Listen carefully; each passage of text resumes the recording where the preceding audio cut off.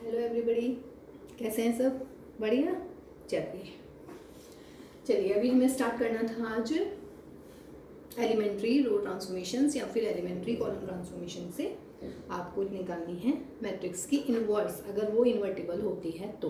ठीक है, लेकिन उससे पहले लास्ट क्लास में मैं एक क्वेश्चन करना चाह रही थी, है ना, उसमें थोड़ी सी मिस्टेक हो गई तो फिर वो मैंने वहाँ से डिलीट किया है, तो मैं दोबारा उस क्वेश्चन को करूँगी। ठीक, देखिएगा क्वेश्चन क्या था मेरा कि how many 3x3 symmetric matrix, how many 3x3 means how many 3x3 means order, है ना, शॉर्ट्स में लिख रही हूँ बेटा मैं, है ना, शॉर्ट में तो matrices will be there with entries only 0 and 1। आपको लग रहा होगा ये तो हम कर चुके हैं लास्ट क्लास में, लेकिन विद 5 1 and 4 0 in it। समझ रहे हैं ना, ये थोड़ा सा मैंने चेंज कर दिया उस क्वेश्चन में। उस क्वेश्चन में क्या था, वो क्वेश्चन सिर्फ यहाँ तक का था, लेकिन अभी ये क्वेश्चन थोड़ा चेंज हो गया है। इसमें बोल रही हूँ मैं कि 3x3 की सिमेट्रिक मैट्रिक्स निकालनी है जिसकी एंट्री सिर्फ 0 और 1 होंगी एंड 5 उसमें 1 आनी चाहिए और 4 उसमें 0 आनी चाहिए। ठीक है, तो चलिए फर्स्ट केस देखिए, 3x3 ऑर्डर की मैट्रिक्स है, इसका मतलब है 9 एलिमेंट बनेंगे भाई। ये हमने 9 एलिमेंट्स लिख लिए। ठीक, अब देखिएगा सिमेट्रिक में पहले हम डायगोनल पूरे करते हैं। ये हो गया डायगोनल, ये हो गया, ये डायगोनल एलिमेंट हो गया। कितने 1 2 3, यानी कि आपके पास में हो गई भाई 3 पोजीशंस, है ना, और इन तीनों को यहाँ पे 0 या 1 आ सकता है, यहाँ पे भी 0 या 1 आ सकता है, यहाँ पे भी 0 या 1 आ सकता है। ऐसे करेंगे हम नहीं। ठीक है, इसमें देखिएगा आप कैसे करेंगे। आप पहला केस में ले रही हूँ कि तीनों जगह 1 1 1 आ गया। फर्स्ट केस, यहाँ पे भी 1, यहाँ पे भी 1, 1 2 3, यानी कि तीनों पोजीशन को फिल करने का हो गया मेरा एक तरीका 1 में। ठीक है, ये हो गए मेरे डायगोनल एलिमेंट। तो डायगोनल एलिमेंट में 3 पोजीशंस और तीनों में आ गया आपका 1, तीनों सेम ही 1 1 1। ठीक, अब सिर्फ आपको इन तीनों को देखना है, बिकॉज लास्ट क्वेश्चन में भी मैं आपको बता चुकी हूँ कि जो यहाँ आएगा वो यहाँ आएगा। इसका मतलब इसके पास सिर्फ एक चॉइस, इसके पास भी एक चॉइस ये वाली, इसके पास भी एक चॉइस ये वाली। इसका मतलब आप इन तीनों को भूल जाइएगा, आप इन तीनों को फिल करने की कोशिश करते हैं हम। ठीक, अब देखिएगा कितने 1 चाहिए बेटा, मुझे 5 1 चाहिए। 3 आ चुके हैं। आप लोगों के दिमाग में ये तो नहीं आ रहा कि मैम एक यहाँ रख लेते हैं, एक यहाँ, लेकिन जो यहाँ आएगा वो यहाँ आएगा, जो यहाँ आएगा वो यहाँ आएगा। कितने हो गए, 3 और 4 7 हो गए। तो इसका मतलब है कि इन 3 जगह पे सिर्फ एक जगह बनाएगा, है ना। अगर यहाँ आ गया तो यहाँ आ गया, 1 2 3 4 5 हो गई 5 1। यहाँ आ गया तो फिर यहाँ पे आएगा 1 2 3 4 5, यहाँ आएगा तो यहाँ आ जाएगा 1 2 3 4 5, हो जाएंगे 5 1, बाकी जगह 0 आएंगी। इसका मतलब सिर्फ हमें क्या करना है बेटा, इन 3 पोजीशंस पे एक 1 आना है, 2 0 आने। ठीक है ना, एक 1 आएगा, 2 0 आएंगी। है लास्ट जो मैंने वो अपलोड की थी वीडियो, वो मैंने हटा दिया है। उसमें मैंने गलती से यहाँ पे 1, यहाँ पे भी 1 और यहाँ पे 0 लिख दिया था। वो नेक्स्ट वाला केस हो गया बेटा। आंसर में डिफरेंस नहीं आया तो इसलिए थोड़ा लगा कि भाई चलिए ठीक ही है, पर चलिए कोई बात नहीं, गलती सुधार ली गई है ना, वो वीडियो हटा दी गई है। तो देखिएगा बेटा 1 0 0 मीन्स 1 2 3, 3 पोजीशंस हैं, 3 नंबर है, कोई नाइंसाफी नहीं है, 3 जगह और 3 नंबर फिल करने हैं। बट एक चीज़ याद रखिएगा, आपको ये कैसे वाली टाइप याद आ रही है, यानी कि अरेंजमेंट 3 प्लेसेस पे 3 नंबर फिल करने हैं। कैसे करते हैं, 1 2 3 3 फैक्टोरियल अपॉन 2 फैक्टोरियल। याद आ रहा है कुछ? चलिए थोड़ा सा इजी याद दिलाते हैं, 11वीं क्लास में पहुँचते हैं। Banana, how many words will be formed using these letters. तो क्या करते थे, 1 2 3 4 5 6, 6 फैक्टोरियल अपॉन 1 2 3, 3 बार आ रहा है, 1 2 n 2 बार आ रहा है, b 1 बार आ रहा है, उसकी लिखने की जरूरत नहीं। तो ये टोटल नंबर ऑफ वर्ड्स बन जाते थे। ठीक है, तो ये हो गया बेटा मेरा नॉन डायगोनल का 3 फैक्टोरियल अपॉन 2 फैक्टोरियल। आंसर कितना आ गया इसका, 3। समझ रहे ये वाली चीज ना, कि यहाँ पे 1 आया अगर तो फिर यहाँ पे भी 1 आएगा, हो गए मेरे 5, बाकी जगह यहाँ पे 0, यहाँ पे 0, यहाँ पे 0, हो गई मेरी 4 0। फर्स्ट केस क्लियर है। उसके बाद में बेटा सेकंड केस ले लेते हैं। जैसे 1 आया, अब की बार आप ऐसे कीजिएगा, 1 2 1 ले लेते हैं, एक 0 ले लेते हैं, 2 1 1 0, ठीक है। चलिए 2 1 आ गए हैं। अगर अब मान लो यहाँ पे आएगा 1, अगर बेटा यहाँ 1 आया तो यहाँ पे भी आएगा भाई, 2 एक और लेना है, नहीं मतलब 4 हो गए, लेकिन चाहिए मुझे 5। अगर मैं मान लीजिएगा यहाँ पे लूँगी तो यहाँ पे भी आएगा, तो कितने हो गए, तो 6 हो गए, जबकि मुझे 5 ही चाहिए, मुझे 6 चाहिए ही नहीं। क्लियर है? चलिए जी, तो इसका मतलब है कि यहाँ पे तो 1 नहीं आना है। समझ रहे हैं वाली चीज़? अगर मान लीजिएगा यहाँ पे 1 आता है बेटा, 1 2 यहाँ आएगा तो यहाँ आएगा, 3 4 यहाँ आएगा तो यहाँ आएगा, 5 और 6, ये तो 6 1 हो गए। इसका मतलब ये वाला केस बनेगा ही नहीं। यहाँ पे 0 रख के देख लेते हैं एक बार, क्या पता उससे काम बन जाए। 3 1 2 1 आएंगे नहीं, 1 1। अब अगर 1 यहाँ पे आ गया तो यहाँ पे आ गया, यहाँ पे आ गया तो यहाँ पे आ गया, इसका मतलब 1 2 3 4 5, यहाँ पे 0 यहाँ पे 0 हो गई, 4 0। क्लियर है? इसका मतलब ये 3 पोजीशंस भूल जाइएगा। अब आइएगा डायगोनल पे, अगेन डायगोनल पे 3 पोजीशंस। क्लियर है? देखिए बेटा 3 पोजीशंस हैं और किससे फिल करनी है, 1 0 0 से। इसका मतलब वही अगेन 3 फैक्टोरियल अपॉन 2 फैक्टोरियल। क्योंकि ऐसा थोड़ा ना है कि 1 भाई सबसे आगे रहेगा, ये ज़्यादा शहंशाह है कि भाई मैं तो ऊपर ही रहूँगा, ऐसा कुछ नहीं है। 0 में बहुत पावर होती है, 1 यहाँ पे भी आ सकता है, 0 यहाँ चला जाएगा, या ये 0 यहाँ आ जाएगी, 1 यहाँ आ जाएगा। इसका मतलब पॉसिबल केसेस, परमुटेशन कॉम्बिनेशन याद कीजिए अपना, ठीक है, परमुटेशंस। ओके, तो ये हो गया 3। इसे में नॉन डायगोनल देख लीजिएगा। नॉन डायगोनल बेटा 1 2 3, अगेन 3 पोजीशंस, ठीक, 3 पोजीशंस। और यहाँ पे क्या आएगा बेटा, या तो यहाँ 1 मीन्स 2 बार 1 आ सकते हैं और 1 बार 0। देखिए 2 1, एक यहाँ आ गया, एक यहाँ आ गया, जो यहाँ आ गया वो यहाँ, जो यहाँ आ गया वो यहाँ यहाँ, तो 1 2 3 4 5 हो गए 5, फिर 0 यहाँ यहाँ, 1 2 3 4 हो गई 4 0। अगेन देखिए कितने नंबर है, 3, 1 और 1 2 एक जैसे, तो इसका मतलब कितने, 3। तो देयरफॉर टोटल इज, इस केस में देखिए इसमें तो डायगोनल का एक ही था, 3 पोजीशन, तो यानी कि 1 की बाई 3 इज इक्वल टू 1, तो टोटल नंबर कितने बन गए, 3। 1 into 3, इसका मतलब 3। और यहाँ पे total number of matrices diagonal and non diagonal, और जब भी एंड होता है तो मल्टीप्लाई करते हैं, तो 3 3 is 9, तो therefore total number of symmetric matrices कितनी आएंगी भाई, 3 पहले की आ रही है और 9 ये हो गई, तो इसका मतलब कितना हो गया आंसर हमारा 12। तो ये भी एक बहुत सही क्वेश्चन था। क्लियर है? अच्छा, और दिमाग में एक और आ गया होगा मेरे ख्याल से, कि अगर सारी जगह 0 आ जाए, 1 2 3 1 2 3 1 2 3, लगाइएगा जरा, 3 0। अगर यहाँ 0 लूँगी तो मैं यहाँ भी लेनी पड़ेगी, टोटल कितनी होगी, 5 0, जबकि मुझे क्या चाहिए, सिर्फ ओनली 4 0। तो इसका मतलब है ये वाला केस भी नहीं बन पाएगा आपका, तो आपके सिर्फ ये 2 केसेस बनेंगे। ठीक है, तो ये काफ़ी अच्छा क्वेश्चन लगा हमें, समझ में तो आई क्या होगा, दोबारा एक बार अच्छे से समझिएगा तो और अच्छे से क्लियर होएगा। ठीक, so I am starting the last exercise of chapter number 3 NCERT, that is how to find the inverse of a matrix. ठीक है, कैसे निकालते हैं इनवर्स आप, एलिमेंट्री ट्रांसफॉर्मेशंस क्या होती हैं, एलिमेंट्री रो ट्रांसफॉर्मेशंस होती हैं, एलिमेंट्री कॉलम ट्रांसफॉर्मेशंस होती हैं। ठीक है, वो हम कैसे करेंगे, मैट्रिक्स गिवन है तो उसकी इनवर्स कैसे निकालेंगे। सही है जी, तो अब हम करते हैं वो वाले क्वेश्चंस। ठीक, देखिएगा,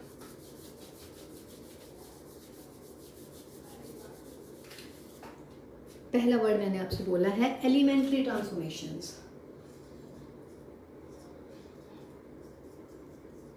एलिमेंट्री ट्रांसफॉर्मेशंस या फिर ऑपरेशंस, या फिर आप इसे पढ़ सकते हैं एलिमेंट्री ऑपरेशंस। ठीक है बेटा, हमारे पास में 6 होते हैं। ठीक, 6 में से बेटा 3 रोज ऑपरेशंस होती हैं, रोज एलिमेंट्री ट्रांसफॉर्मेशंस होती हैं, और 3 होती हैं कॉलम। ठीक है, तो देखिएगा पहला एलिमेंट्री ट्रांसफॉर्मेशन क्या होता है, इंटरचेंजिंग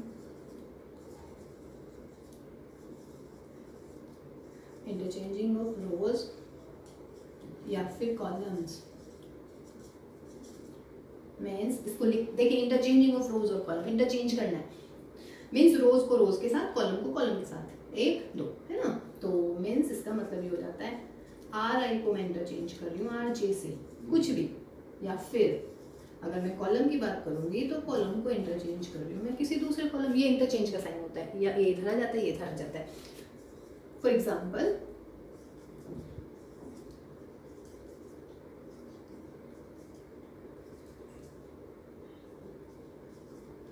ये है मेरी मैट्रिक्स, ठीक है।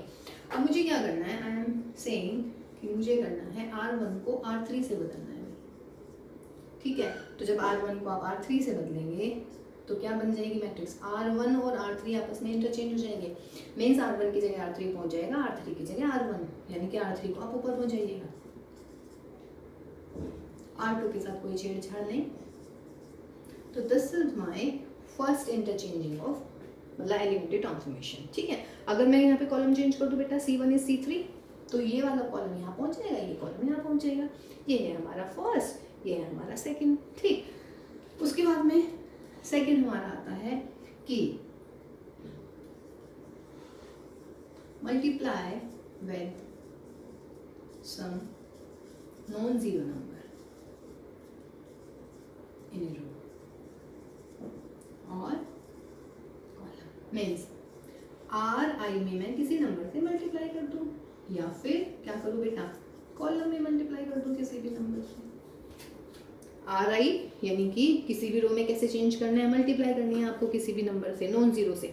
सीजे में क्या करना है, किसी भी कॉलम में। इसी एग्जांपल में ले लेते हैं, इसमें रो कर इसमें कॉलम करता है, कॉलम पूरा ना मान जाए कभी हमारा।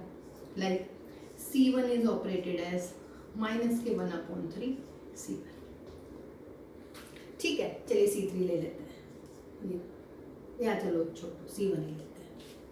तो C1 में क्या चेंज करना है, तो आपकी मैट्रिक्स क्या बनेगी बेटा, ये है मेरा कॉलम 1, तो C1 में क्या चेंज करना है, -1/3, यानी कि हर कॉलम को -1/3 से डिवाइड करना है। तो जब -1/3 करेंगे तो ये आएगा -5/3 0, और यहाँ पर -1/3। यहाँ पर इसमें कुछ और किसी कॉलम में कोई छेड़छाड़ नहीं कर रहे हैं, तो इनको आप ऐसे लिख देंगे, ठीक है बेटा। तो ये हमारी 2 हो गई है, ठीक। उसके बाद में फिर हमारी तीसरी आती है।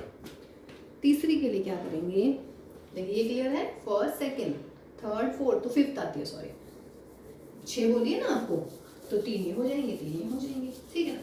तो देखिएगा बेटा फिफ्थ में क्या करना है, फिफ्थ में आपको किसी नंबर से किसी रो में मल्टीप्लाई करनी है और उसको किसी दूसरी रो के साथ ऐड करना है, समझ गए नहीं? चलिए अभी लिखते हैं तो आपको देखिए बिल्कुल क्लियर हो जाएगा। मैंने क्या कहा है, मैं कह रही हूँ आपको मल्टीप्लाई करनी है या एडिशन करना है किसी भी रो का, किसी रो का मुझे ऐड करना है, लेकिन किससे, किसी दूसरी रो में किसी नॉन जीरो से मल्टीप्लाई करने के बाद। Addition of a row with some other row where the other row is multiplied by some non-zero element, या फिर ऐसे ही हमारा सेम कॉलम में हो जाएगा। Cj is operated as Cj plus K C J K L ले लेते हैं, ठीक है। ये हमारी 5वीं और ये हमारी 6ठी, तो 6 एलिमेंट्री ट्रांसफॉर्मेशंस हो गई हैं। इनकी हेल्प से हमें मैट्रिक्स का इनवर्स निकालना है ना। जैसे कि अरे वो मैट्रिक्स हट गई, चलिए कोई नहीं, अभी लिख देते हैं 1 0 -2 3 4 1, और ये आ गया हमारा 5 7 2, ठीक है। चलिए रोज में कर रहे हैं, मैं इसमें कह रही हूँ R2 इज ऑपरेटेड, R2 देखिए प्लस कर लीजिएगा, अगर मैं इसको माइनस कर दूंगी तो माइनस क्या हो जाएगा, एडिशन एक ही बात होती है, एडिशन कर लीजिएगा, सब्ट्रैक्ट कर लीजिएगा। R2 -3 R1, ये बहुत इंपॉर्टेंट है, और ये जब हम मैट्रिक्स का इन्वर्स निकालेंगे ना, जो मैं क्वेश्चन करने वाला हूँ, उसमें ये सबसे ज़्यादा यूज़ होती है हमारी, सबसे ज़्यादा। R2 में कैसे करना है, R2 is operated as R2 minus 3R1, यानी कि R1 में 3 से मल्टीप्लाई करनी है पूरी में, जो 3 से मल्टीप्लाई करके रो आएगी उसको R2 में से हटाना है, ठीक है। R1 में तो कोई चेंज नहीं, R1 को ऐसे लिख लीजिएगा। देखिए R2 के कॉरस्पॉन्डिंग 3R1 एलिमेंट में से कॉरस्पॉन्डिंग एलिमेंट घटाना है, बट कैसे, इसमें 3 की मल्टीप्लाई करके, ये 3 है, यहाँ पे 3 की मल्टीप्लाई कीजिए, 3 माइनस 3 0, यहाँ पे बेटा 4, यहाँ पे 3 में 3 की मल्टीप्लाई 0, तो 4 माइनस 0 4, यहाँ पे कितना है 1 1 माइनस इसमें 3 की मल्टीप्लाई, तो 3 दूनी 6, तो 1 माइनस माइनस 6 यानी कि 7, ये हो गया मेरा 5 7 2। कोई दिक्कत, एक और करते हैं चलिए इसी में, मान लीजिएगा ना R3 is operated as R3 minus 5R1, R3 में से माइनस करने हैं R1 को, पूरी रो मीन्स कॉरस्पॉन्डिंग एलिमेंट्स को, लेकिन कैसे करना है, R1 में पहले हमें 5 से मल्टीप्लाई करनी है, तो क्या मिलेगा बेटा, 1 में कोई चेंज नहीं कर रही, ये लिख दीजिएगा, सेकंड में कोई चेंज नहीं है, जिसमें चेंज करेंगे वो पहले लिखेंगे, R1 नहीं लिख सकती मैं यहाँ पे, R3 ही लिखूंगी क्योंकि R3 में चेंज कर रही हूँ, R1 में करूँगी तो फिर थोड़ा अलग लैंग्वेज लिखनी पड़ेगी। ये हुआ बेटा 5, R3 माइनस 5R1, इसमें 5 की मल्टीप्लाई 5 माइनस 5 0, 7 माइनस इसमें 5 की मल्टीप्लाई 5 इंटू 0 0, 7 माइनस 0 7, 2 इसमें 5 की मल्टीप्लाई करो, 5 2 10, 2 माइनस माइनस के 10, इसका मतलब कितना आया भैया 12, ठीक है। तो ये है हमारी 5th और 6th एलिमेंट्री ट्रांसफॉर्मेशन, ठीक। तो ये हमारी एलिमेंट्री ट्रांसफॉर्मेशन है हमारी, क्लियर है बेटा, ठीक। चलिए जी, ये बहुत काम किए हैं हमारे, ये बहुत काम आने वाले हैं आज की क्लास में। अब देखिएगा, अब हम करते हैं, अब मैं बताऊंगी आपको कि what is the invertible matrix, what is an invertible matrix.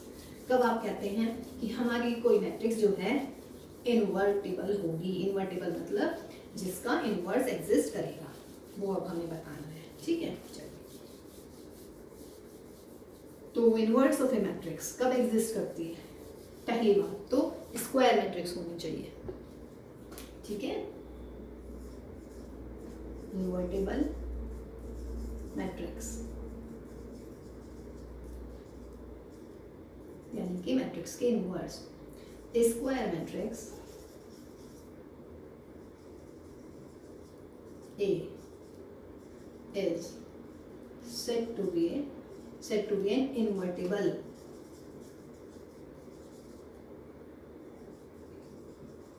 if there exists a square matrix।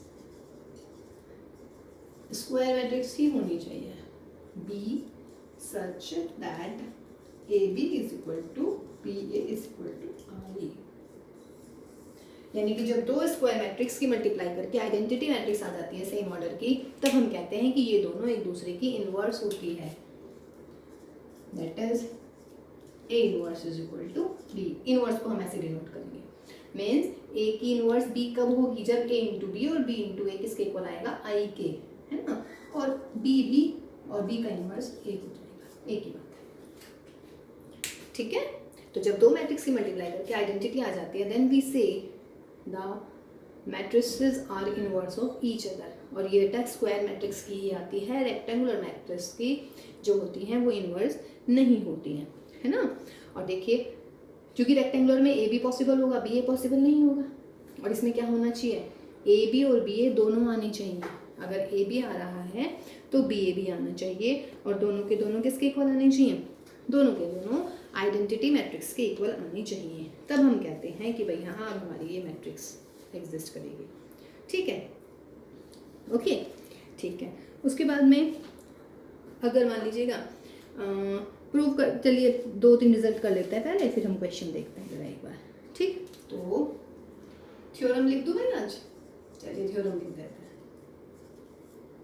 Inverse of A square matrix, inverse of a square matrix if exist is unique unique means one and only one, समझ रहे हैं? जैसे चांद होता है, सूरज होता है, ये सब यूनिक होते हैं, ठीक? तो यूनिक मैट्रिक्स मीन्स अगर इनवर्स किसी मैट्रिक्स की एग्जिस्ट करती है तो वो यूनिक होनी चाहिए, है ना? तो इसका प्रूफ करते हैं इस रिजल्ट का। Let A be a square matrix,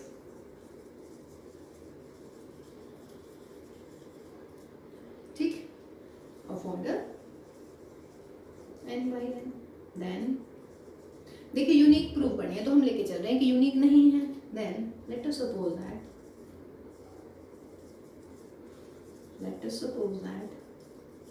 B and C are the two matrices of same order are the inverse of A। ठीक है, देखिए यूनिक प्रूव करना है तो मुझे प्रूव करना है कि ए की जो इन्वर्स है वो यूनिक होनी चाहिए। तो मैंने ऐसे कर लिया कि सपोज करो ए की दो इन्वर्स है, एक बी है और एक सी है, तो बाय द डेफिनेशन क्या होगा, A into B is equal to B into A is equal to I, और दूसरा क्या होगा बेटा, A into C is equal to C into A is equal to I. यहाँ से अगर ए की इन्वर्स बी है तो ए बी और बी ए की वैल्यू आई के इक्वल हो जाती है। अब आप कंसीडर करें बी को, कंसीडर इज बी को आप कैसे लिख सकते हैं बेटा, यदि मेरे पास में बी है तो बी इंटू आई लिख दो, कोई फर्क नहीं पड़ता है इससे, तो है ना।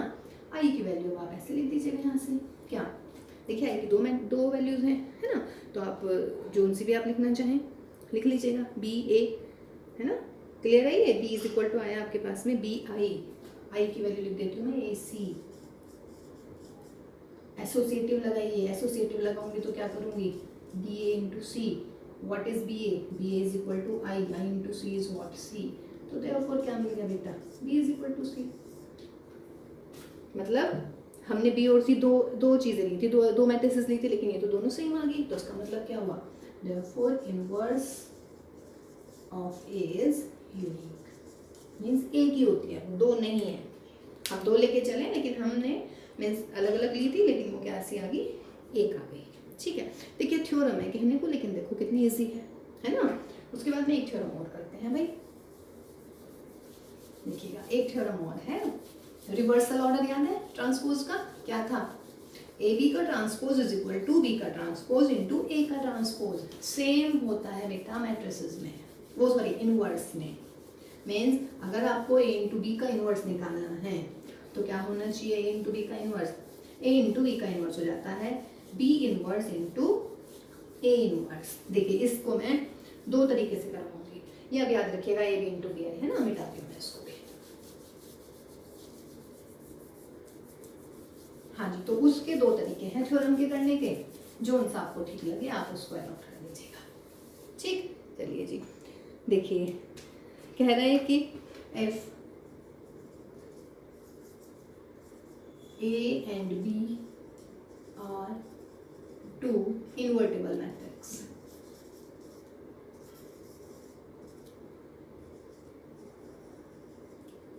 Invertible matrices, then A B का inverse is equal to B inverse A inverse. This is what, this is the reversal law of inverse, ठीक है। This is what, reversal law of inverse, product of inverse, inverse of matrices, ठीक है बेटा। देखिएगा बेटा इसमें हमारी दो तरीके से आप इसको सॉल्व कर सकते हैं, है ना। किसी मैट्रिक्स का इनवर्स ये मैट्रिक्स है, तो इसमें देखिएगा आप, इफ ए का inverse is equal to B, तो क्या होना चाहिए मेरा, ए इंटू बी और बी इंटू ए किसके इक्वल होना चाहिए, आई के इक्वल। जब भी एक मैट्रिक्स दूसरी की इनवर्स होती है, देखिए मैं कह रही हूँ A inverse is equal to B, तो व्हाट डज दिस मीन कि ए इंटू बी और बी इंटू ए आना चाहिए आई के। अब आपको क्या शो करना है, देखिए आपको शो करना है ए बी का inverse is equal to that, तो इसका मतलब है आप क्या कंसिडर कर सकते हैं भाई, इसका इनवर्स ये आना चाहिए, इसका मतलब इस मैट्रिक्स का और इस मैट्रिक्स की मल्टीप्लाई आई आनी चाहिए, या नहीं। If A inverse is B then A और बी का multiply I, B into A का मल्टीप्लाई मीन्स इन दोनों की और इन दोनों की प्री एंड पोस्ट मल्टीप्लाई आई आनी चाहिए। इनवर्स किसका इनवर्स निकालना है, ए बी का इनवर्स, इसका मतलब ए बी और जो इनवर्स आया है उसकी मल्टीप्लाई आई। एसोसिएटिव लगाइएगा, इसको आप ऐसे लगा सकते हैं, ठीक है। अब यहाँ पे लिख लेते हैं बिकॉज ए इज इनवर्टिबल, तो इसका मतलब क्या आएगा बेटा, दिस इम्प्लाइज ए और ए इनवर्स की मल्टीप्लाई आई या ए इनवर्स इंटू ए की multiply I. Also be is invertible, तो क्या होना चाहिए बेटा, बी और बी इनवर्स की मल्टीप्लाई आई या फिर बी इनवर्स और बी की मल्टीप्लाई आई। रिजल्ट ठीक है। इनवर्स कब होती हैं, जब मैट्रिक्स की और उसकी इनवर्स की मल्टीप्लाई आइडेंटिटी आ जाए, मैट्रिक्स की और उसकी इनवर्स की मल्टीप्लाई आइडेंटिटी आ जाए। तो देखिए यहाँ पे क्या है, बी इंटू बी इनवर्स, तो that will be I, A inverse, I के साथ आप किसी की मल्टीप्लाई कीजिएगा, ए आ जाएगा, और ए इंटू आई इनवर्स किसके इक्वल आ गया, 1 आई के। अब क्या कंसीडर करें, देखिए ए इंटू बी और बी इंटू ए, अगेन अब की बार क्या कंसीडर करेंगे, बी मीन्स उधर वाली मैट्रिक्स और इंटू में ए, यानी कि जिसका आपको इनवर्स निकालना है। एसोसिएटिव लगाइए again, B inverse A inverse into A, देखिए किसके इक्वल है, आई के, तो यहाँ पर आई आ जाएगा, that is B, B inverse I, B inverse I, I में किसी की मल्टीप्लाई कीजिए वो मैट्रिक्स खुद आ जाती है, बी इनवर्स इंटू बी किसके इक्वल, आई के। तो देखिएगा 2 मैट्रिक्स यानी कि ए बी और B inverse A inverse is equal to I is equal to B inverse A inverse into A B, 2 matrix की मल्टीप्लाई आई आ रही है। What does this mean, this means ये एक दूसरे की क्या हो गई, इनवर्स हो गई। तो this is the proof of reversal law of product of inverse of 2 matrices. ये एक्सटेंड होता रहता है, अगर ए बी सी यहाँ पे आ जाएगा जनरली, अगर मान लीजिएगा बेटा मैट्रिक्स है A1 A2 और AN, अगर आपको इसकी इनवर्स निकालनी है तो जो सबसे पीछे लिखी है वो सबसे पहले आ जाएगी, और भैया जो सबसे पहले लिखी है वो सबसे लास्ट में, ये इसका जनरलाइज्ड फॉर्म है। क्लियर है, ठीक है। चलिए उसके बाद में बेटा इसको आप एक तरीके से और कर सकते हैं, जैसे मैंने ये किया है ना ए बी और ये वाला, ठीक। अब आप इसको दूसरे तरीके